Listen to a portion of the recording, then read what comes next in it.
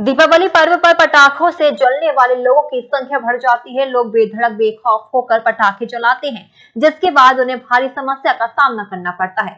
ऐसे ही मरीज SN medical college में इलाज के लिए पहुंच रहे हैं। पटाखों से हुई समस्या को लेकर एसएन मेडिकल कॉलेज की नेत्र रोग विभाग में मरीजों की संख्या बढ़ गई है।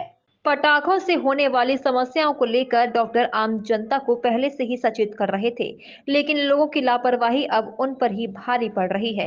एसएन मेडिकल कॉलेज के नेत्र रोग विभाग में पटाखे की समस्या को लेकर आए मरीजों की संख्या अधिक हो गई है। एसएन मेडिकल कॉलेज के नेत्र रोग विभाग में 25 से अधिक की संख्या में पटाखों से जलकर मरीज पहुंच रहे हैं, जिसमें एक मरीज की हालत बेहद गंभीर है, जिसे इलाज के लिए इमरजेंसी डिपार्टमेंट में भर्ती कराया गया है।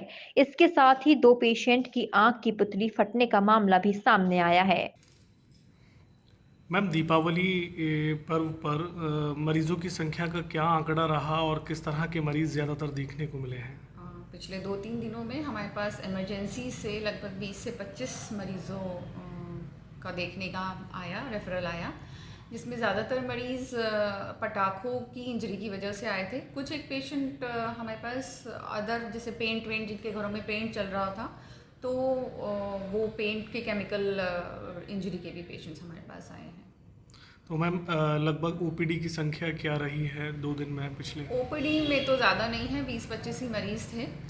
लेकिन बेसिकली पेशेंट जो आते हैं, वो इस समय जो आते हैं वो इमरजेंसी डिपार्टमेंट के थ्रू हमारे पास पटाखों की इंजरी से आते हैं ज़्यादातर। मैम, भर्ती भी किया गया है कुछ मरीजों को?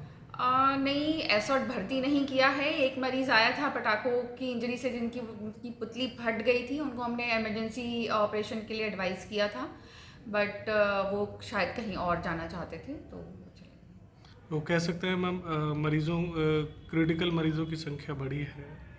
क्रिटिकल देखिए, आई में हम क्रिटिकल तो नहीं कह सकते हैं, अगर हम आंखों को देखें सिर्फ, तो हाँ, लेकिन जैसे पटाखों की वजह से पुतली फटने का जो केस आया था, उसमें हमें इमरजेंसी सर्जरी करनी पड़ती है। तो अभी ऐसा कोई पेशेंट हमारे पास नहीं है कि हमें इमरजेंसी ऑपरेशन करना पड़े। बाकी जितने पेशेंट हैं उनका वॉक इन इलाज चल रहा है। प्रातः दर्पण न्यूज के लिए आगरा से राशिद हुसैन की रिपोर्ट।